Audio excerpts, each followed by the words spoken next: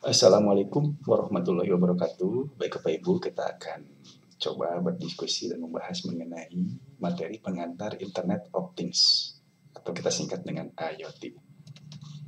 Nah, kita awali dengan pengertian internet. Bapak Ibu sudah kenal internet dan kita semua sudah menggunakannya gitu. Yaitu suatu jaringan yang menghubungkan komputer di seluruh dunia. Jadi dengan internet ini memungkinkan komputer berkomunikasi antar negara. Nah ini analog dengan jaringan telepon yang terhubungkan ke telepon-telepon. Kalau ini komputer. Ini sejarah perkembangan internet. Ini pertama kali diciptakan tahun 1969 dengan kondisi khusus dan rahasia, yaitu di Departemen Pertahanan AS itu untuk komunikasi agen-agen rahasia pemerintahnya.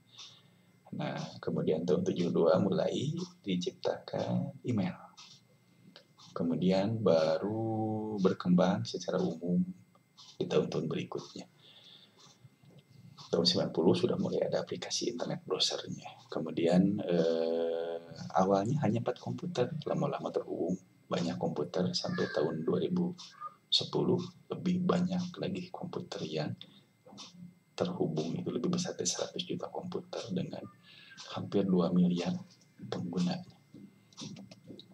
Nah, untuk mengakses internet ini tentu kita harus ada perangkatnya, itu komputernya, bisa personal komputer, laptop, atau bahkan bisa menggunakan handphone. Kemudian ada penyedia layanannya atau ISP-nya, Internet Service Provider-nya seperti Telkom atau GSM, CDMA. Kemudian juga ada jaringannya, bisa kabel, kemudian bisa wireless, dan seterusnya. Kemudian juga ada aplikasinya, terutama aplikasi browser. Nah, manfaat internet itu banyak sekali. Pertama juga kita bisa mencari data apapun di internet untuk berkomunikasi. Dan zaman sekarang ini kondisi COVID-19, kita berkomunikasi menggunakan video conference. Dan juga ada jual beli jasa atau barang e-commerce. Nah, untuk itu kita perlu memanfaatkan internet untuk bisa menjadi infrastruktur komunikasi antar benda-benda, tidak hanya komputer saja. Nah, oleh karena itu, maka ada kita kenal dengan Internet of Things, yaitu jaringan benda-benda fisik yang tertanam dengan elektronik, perangkat lunak, sensor, dan konektivitasnya untuk bertukar data terhubung satu sama lain melalui infrastruktur internet. Jadi things ini segala, bukan hanya komputer saja. Jadi IoT ini merupakan suatu konsep yang bertujuan untuk memperluas manfaat konektivitas internet untuk menghubungkan berbagai piranti perangkat. Infrastruktur atau arsitektur utama dari IoT ini pertama harus ada benda fisiknya, misalnya lampu di rumah yang sudah dilengkapi modul IoT yang akan kita kontrol atau monitor secara jarak jauh. Konektivitas internetnya tentunya, dan juga harus ada data centernya, cloudnya, yaitu tempat kita mengirim data dari barang fisiknya dan kita kontrol barang fisik ini melalui suatu aplikasi. Nah, contoh-contoh cloud data center misalnya Blink ini yang berbasis Android, ThinkSpeak ini menggunakan web browser, dan Boot Telegram ini berbasis Telegram, dan masih banyak lagi yang lainnya. Setiap instansi tertentu juga tentu memiliki cloud tertentu, misalnya untuk smart farming tentu ada cloud khusus untuk para petani. Kemudian juga smart city ini terintegrasi cloud-nya ini untuk mengkontrol lampu stop, lampu lalu lintas, kemudian juga kameranya, kemudian juga dan lain-lain yang terkait dengan kebutuhan suatu kota. Nah, manfaat IoT tentu banyak sekali, hampir di semua lini, semua bidang memanfaatkan teknologi IoT ini. Ini perangkatnya yang digunakan, ada sensor, CPU komputer, ini bisa juga single board komputer seperti Raspberry, kemudian juga Arduino. Sistem operasi,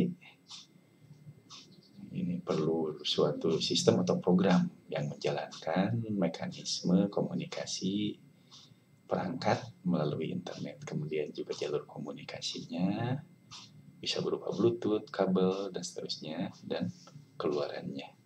Itu berupa data yang dikirim ke cloud dan data yang diakses dari cloud. Yang akan kita gunakan nanti untuk praktik adalah papan Node MCU. Papan ini kecil dan murah, sekitar kurang lebih 50 ribuan harganya. Ini yang kita beli nanti versi 3 saja. Di sini walaupun kecil, ini sudah tertanam perangkat untuk komunikasi secara wireless. Jadi perangkat ini bisa mengakses internet melalui hotspot. Kemudian dilengkapi dengan 13 pin untuk komunikasi data, yaitu berupa GPIO, yaitu General Purpose Input. Outputnya ini ada 13 data, dan juga ada pin analognya 1 buah sayangnya. Ini untuk komunikasi data bertipe analog dari sensor-sensor yang berjenis analog seperti sensor suhu LM35. Ini juga disematkan pin-pin untuk memberikan suplai tegangan kepada devices atau perangkat besarnya 3,3 volt. Ada 3 buah.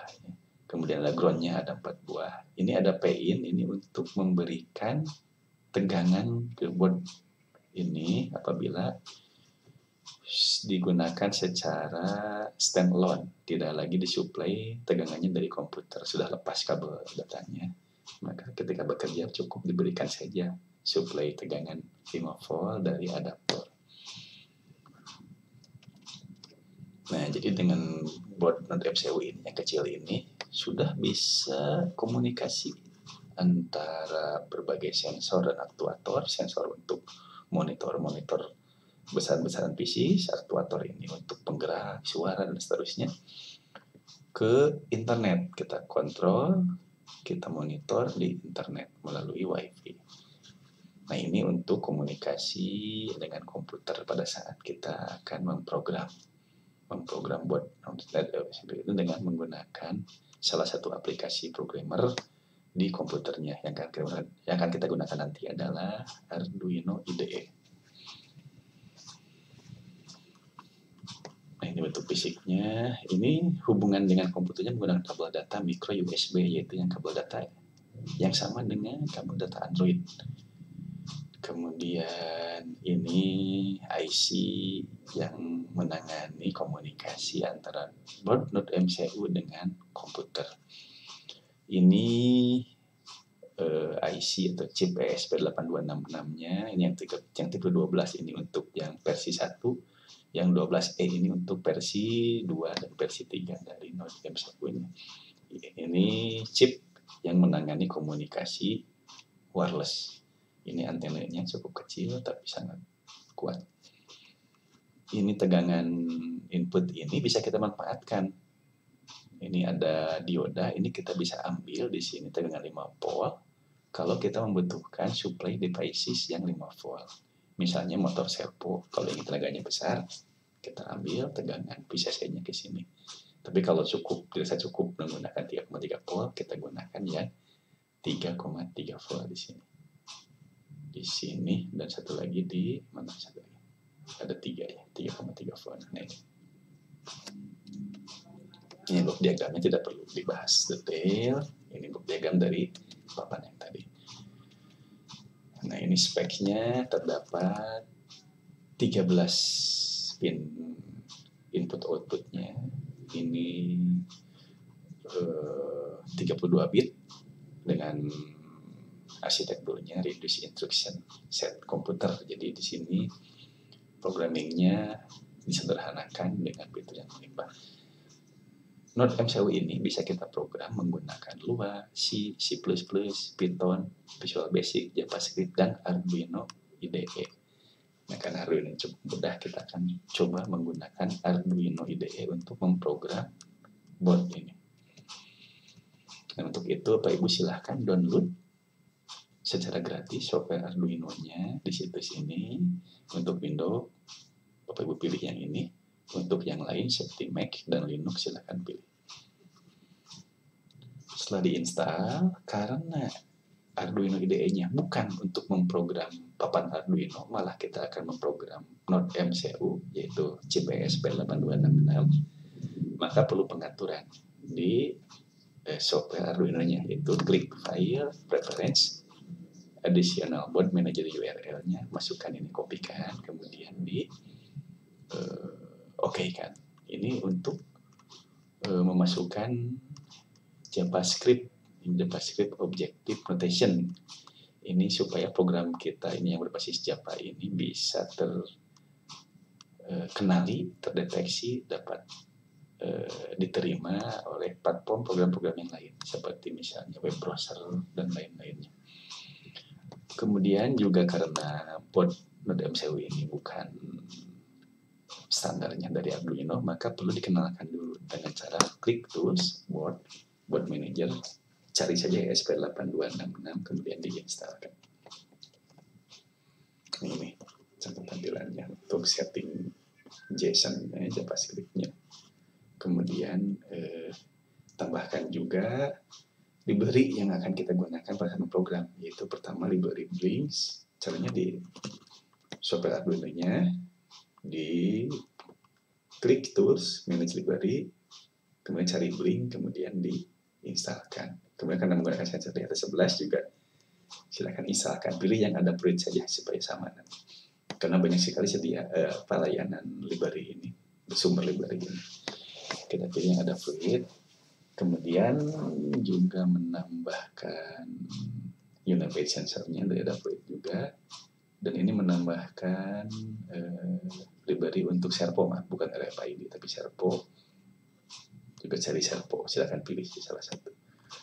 Kemudian juga kita perlu simple timer, jika dibutuhkan nanti silakan di-download dari situs GitHub ini. Ini dalam bentuk zip, di-download saja, simpan di folder di komputer Bapak Ibu. Kemudian include-kan library-nya melalui sketch, include library, tambahkan library, add zip library, ambil zip yang tadi sudah Bapak Ibu download, sehingga semua library-nya sudah lengkap di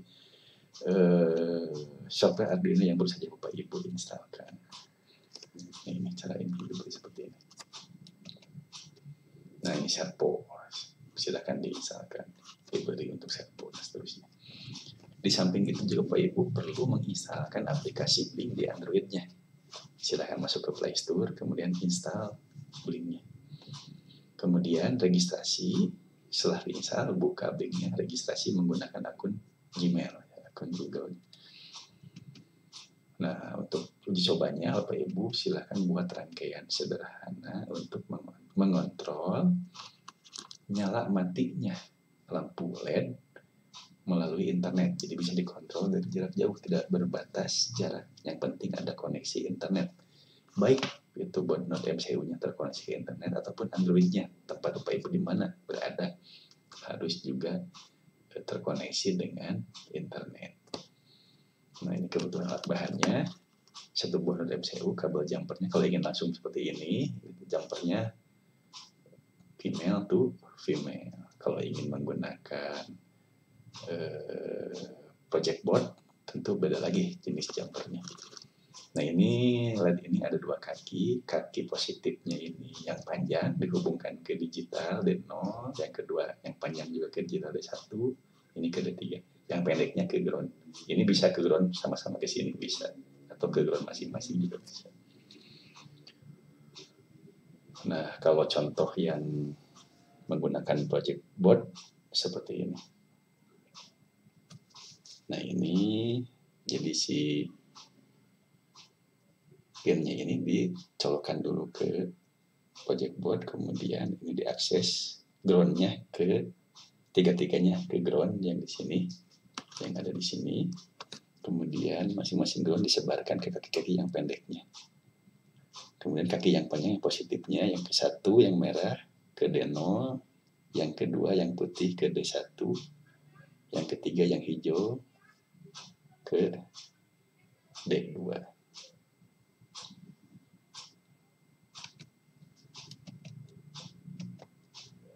Nah, dari sisi pemrograman Android-nya menggunakan Blink cukup mudah karena berbasis gambar. Seperti ini tampilannya. Jadi pertama, create new project.